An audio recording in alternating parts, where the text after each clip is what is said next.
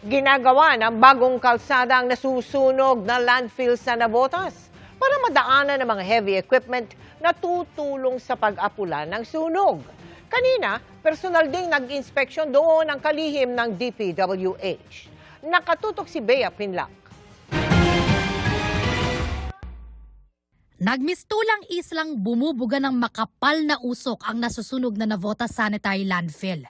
Nakasusulasok ang amoy at mahapdi sa mata ang pinagsamang usok at alikabok.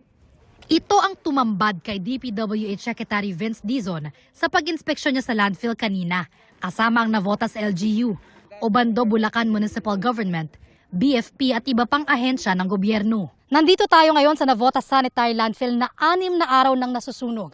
Nakasusulasok pa rin ang usok na patuloy na bumabalot rito. Kaya apektado, hindi lang mga residente ng Navotas, kundi pati na rin ng mga karating na lugar. Nanghihina na. Masakit sa mata. Ayan ang mata ko para palagi nagluluha. Tiis na lang. Ganun lang talaga.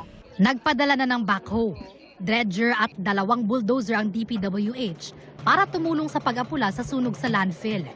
Pero matapos suriin ang lawak ng pinsala, magdadagdag pa raw sila ng equipment doon at hihingi na rin ng tulong sa private sector.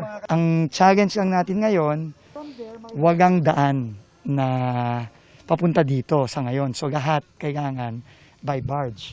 Ang problema sa barge, pag nag-low tide, hindi na makapasok ang barge. Tsaka medyo mabagal at paunti-unti ang dagsa ng gamit. Sa weekend na rin inaasahang matatapos ang kalsada na layong pabilisin ang pagdala ng heavy equipment sa landfill. Para tuluyang masugpo ang apoy, tatabunan ng lupa at putik ang mga bahagi ng landfill na nasusunog pa. Wala pang mabigay na timeline sa ngayon kung kailan inaasahang maaapula ang sunog.